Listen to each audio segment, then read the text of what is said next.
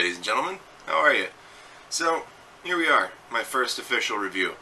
Well, of a video game, anyway. I've done reviews before, but only ever of movies, and I figured it was about time that I did one of a video game, considering I've only been playing them pretty much my entire fucking life. So, that's how we got here. And I have to say that this is long overdue. So take a journey with me, and let's get started. So today I'm going to be reviewing Beatmania, but before I, more than likely horribly, do this review, let me give you a little bit of history about this particular game. Beatmania was released by good old Konami back in 1997. If you recognize the name Konami being associated with music games, it's probably because you know one of their other big name games, Dance Dance Revolution, or DDR for short. Beatmania, much like DDR, was originally a stand-up arcade machine and then later moved to home consoles. From what I understand, it's a very popular game series in Japan, which isn't surprising. They seem to love their rhythm games over there, and honestly, I can't blame them. It's a pretty fun genre. The arcade machine is an interesting contraption. I mean, just look at that damn thing. It's pretty intimidating, but I'm not here to talk about the arcade version. I couldn't even if I wanted to. I've never even seen one in real life. No, I'm here to talk about the home console version on the PS2. Now, I've got to say that before this, I've never played this game. Like I said, I've never run into it in an arcade, so there was no need for me to ever even think about this game, really. I only recently learned about it because I found the disc at Goodwill on its own without the controller. I had to go to eBay to find the controller, which became a bit of an undertaking in and of itself, because the problem is that initially, when I was on eBay, I could only find pieces of the controller. I couldn't find the entire controller, and the ones that I could find were either pretty badly beat up and said that they didn't work, or were bundled brand new with the game, and considering I already had the game, there was no need for me to shell out the extra money, because buying a brand new bundle between the game and the controller can get pretty pricey. From what I understand, it's kind of hard to get a hold of. It wasn't really very well received, and I guess didn't have the greatest sales numbers when it came out, so I guess they just kind of stopped making it after a short time. So, naturally, supply and demand, the less of the shit there is out there, the more expensive it becomes to get. Needless to say, though, I finally did find a used controller that claimed it worked for a decent price. I had to snipe the auction to get that controller for that price, which I'm not proud about, and I can already hear you guys saying it there, like, oh, sniping, that's a dick move, man. You don't snipe eBay auctions. And you know what? Like I said, I'm not proud of it, okay? But just get off my fucking back, would you? I needed the controller, so let's just move on. So now that I have the game and the controller, follow me into the bedroom where the PS2 is. Let's boot this bad boy up and see what it's all about.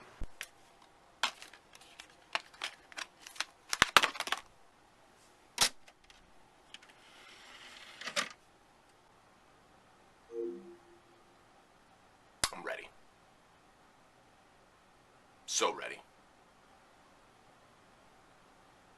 Good old Konami.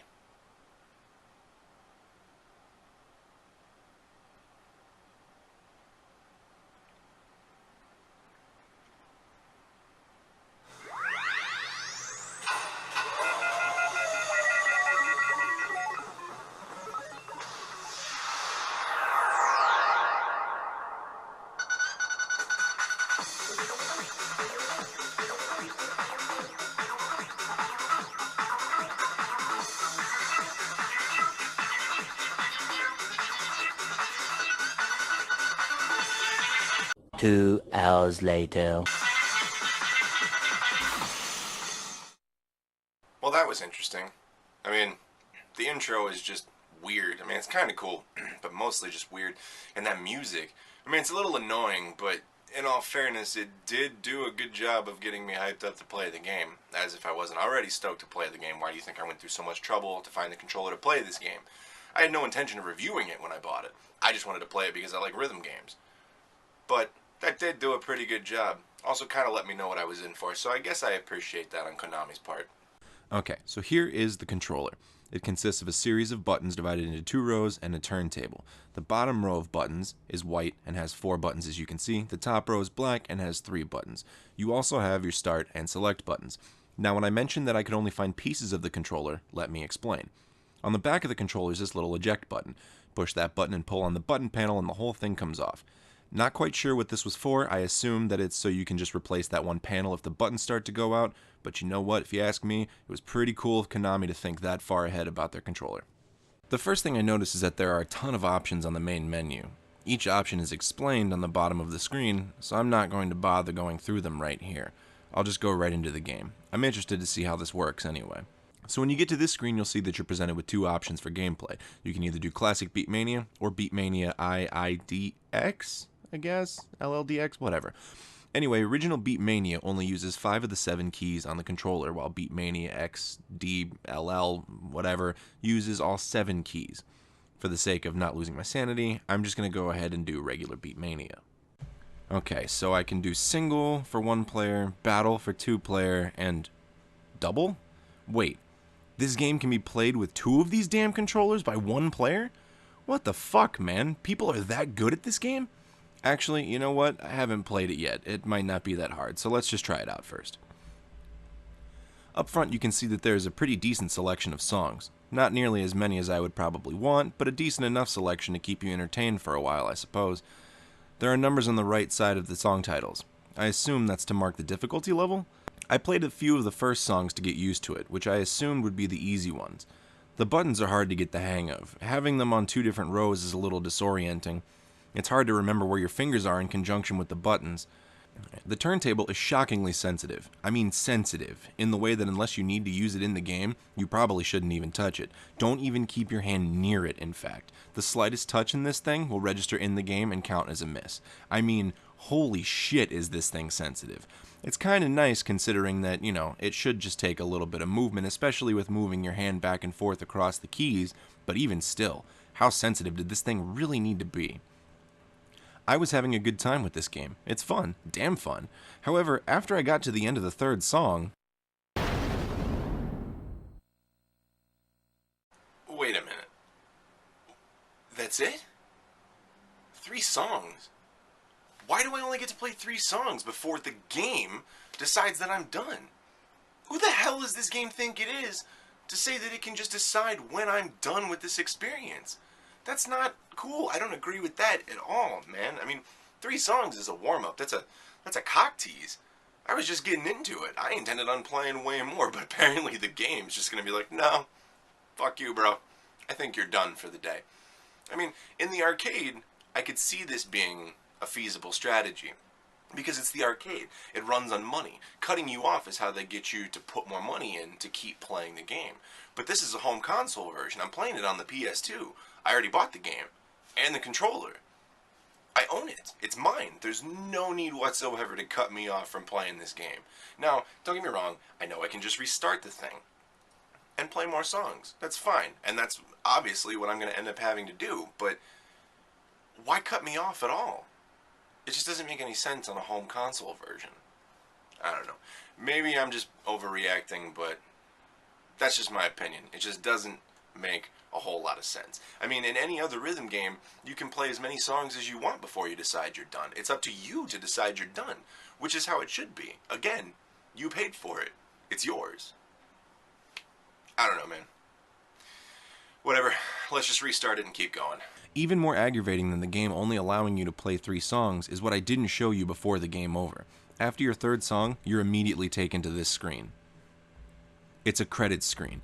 The credits scroll and you're allowed to play free play and create your own song to the beat. It was fun to do it the first time, but this screen happens every single time you finish your 3 songs. Every single time. There's no way around it. There's nothing you can do to get away from this damn screen. I tried every button to get it to let me out of this screen, even the start and select buttons, with no luck. I finally decided to try holding the start and select buttons, which finally let me go back to the main menu. Now, after this little hiccup with the credit screen, I did go back and look in the manual, and it is clearly labeled there that holding start will allow you to exit the song that you're playing. So I assume that me holding start and select was just a happy coincidence, and I probably only need to use start. It also says that the select button changes the way that the effects are processed. I wasn't entirely sure what that meant, so I played a couple songs and hit select, or held select I should say, and it does change the way the song sounds when you're playing it. It adds a little bit of reverb on one setting, a little bit of a different echo on another setting, kind of like you're playing in a massive hall that's really huge. But for the most part, it doesn't really make much difference to the game. I mean, unless you have headphones on and you really want to feel like you're playing in a giant concert hall, there's really no point to even use this option. Now, whether or not I was correct in my assumption of the numbers' meanings on the side of the song title corresponding to difficulty, there are star rankings under the song to show you difficulty. What I absolutely have to say about the difficulty level is that from the 1 star to the 2 star, there's a pretty decent jump. Like, I was starting to do okay on the 1 stars, and then when I got to the 2s, I was immediately lost again. And don't even get me started on the jump from 2 to 3, or the 4, 5, and 6 stars. It's kind of funny, actually. The game really does a good job of tricking you into thinking that you're getting better at the game. You do okay on the first couple songs, and you're like, alright, yeah, fuck yeah, I'm getting the hang of this. And then you move on to a 2-star or a 3-star, and almost immediately you're just like, okay, well, I have no clue what the hell I'm doing. I mean, it's a little ridiculous for the jump to be that drastic, but I would be absolutely lying if I didn't say that the first time this happened to me, I out loud laughed. And I even said to myself, wow, that escalated fucking quickly. Man, the scoring system for this game is absolutely unforgivable. I mean, it ranks you on everything. Not only does it rank you on your accuracy with being able to hit the notes in time with the on-screen prompt, but it also ranks you based on how accurate your presses are. Whether it's a good, great, miss, bad, perfect, all this comes into account when you're getting your final score. I mean, I know they did that with DDR where you'd get slightly more points for a perfect than you would a good or a great, but this is crazy, and there's a little more room for error in DDR. Like, I mean, the notes are bigger, you have more time to react. This is tiny, tiny little notes in an even tiny, tinier little fucking prompt box. This is crazy. This is absolutely crazy. The scoring for this game is unforgiving as fuck. Don't mess up, because this thing will not let you get away with it. At all. When you're playing the game, in order to beat a song and move on to the next one, you have to fill up this little meter at the bottom of the screen known as the groove meter. There was a similar system like this implemented when Konami made DDR.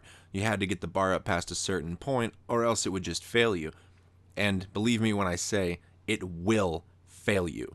If you don't get that meter up above that one little spot, even if you're just 1 point away, it fails you, the game ends, and you have to start your 3-song selection all over again. Well, that was fun. I had a good time with it. So I suppose now it's time that I gather my thoughts, and why don't we go back out to the living room where I can give you my final words on this game. Man, that was fun. Broke up a little bit of a sweat in there. Maybe it's because I don't have any of the fans on, but whatever the case may be, final thoughts on Beatmania. I liked it. I like it a lot, but then again, I'm kind of biased. I like rhythm games. If you don't like rhythm games, I suppose you probably won't like it. And, I don't know, in all fairness, you might not even pick it up and play it. So, I guess it's kind of in the eye of whoever's playing it. If you really like rhythm games, you're going to have fun with it. I sure as hell did. I mean, it's standard par for the course as far as rhythm and music games go. You're prompted to press a series of notes within a certain time frame and get them within the little outline of whatever prompt box you've been given, but it's not bad. I enjoyed it. As you saw, man, that scoring system is no joke. And if you don't get it above the certain point in the groove bar that they want you to, you're not moving on. So, all in all, I would give this game an 8 out of 10. It's your standard rhythm game fare, but I enjoyed it. Now, could I give it a higher rating? Sure. I was teetering on a 9. I was really teetering on a 9, and that's only because I think it could be a lot more fun once I get the hang of it. I'm starting to get okay. By the end of the video, I will have played with it for a couple of hours, so I will have gotten some skills about me. But it's definitely going to take a little bit of time before you're able to fully understand the controller. I don't necessarily understand it, but get your hands to move in the way that you need them to move in order to play this game. Guitar Hero was a little more simple because everybody's held a guitar before. Not everybody has played around with a synthesizer or a turntable, so you know, it kind of comes with the territory. You do something outside the box, it's going to hit a niche market, and not a lot of people are going to be into it. But the people that are into it are going to be way into it. And quite honestly, I think I could get way into this game. Unfortunately, the original version of Beatmania is the only one that I can review for you guys because that's the only one we got in North America. We apparently are ungrateful heathens when it comes to rhythm games. We just don't appreciate them the way that the rest of the world does, or more specifically, the way Asia does. They love their rhythm games, and they have a ton of them. I did some wiki research on this game before I started this review, and Japan got, I want to say, at least 8 or 9 other versions of Beatmania aside from the original. I would have loved to have extended this video for a couple minutes and done a quick review of some of those other games, just to see what kind of set list they have, if there were any improvements or changes made to the gameplay, such as with Guitar Hero 1, the hammer-ons and pull-offs were really difficult to perform, but in 2 and 3, they got a lot easier to do. The margin for error was expanded a little bit to kind of help you out with that. So I would have loved to have done that, but unfortunately, we didn't get any of those games here, and I don't have a modded PS2, so I can't just burn those games and play them and review them for you. At some point in the future, maybe I'll get around to it, but for right now, this is all I got. So, there you go. Again, I'm going to throw it up on screen. 8 out of 10. Not bad. Not bad at all. Actually, really, really good. I would suggest going to pick it up if you like rhythm games. Otherwise, just stick to Guitar Hero or DDR. The equipment to play those games is much easier to find and much less expensive. So, thank you guys for going with me on this little journey through the bullshit that was my game review. If you liked it, go ahead and give it a thumbs up, and that'll let me know that I should do a couple more of these. And I'll go until you guys get tired of seeing me. Or if you're tired of seeing me already, go ahead and hit the thumbs down, and that'll let me know to not do this anymore. More or less, I just wanted to do this because I thought it would be fun. And you know what? It was fun. I had a lot of fun making it. So, thank you guys for watching, and I'll see you next time.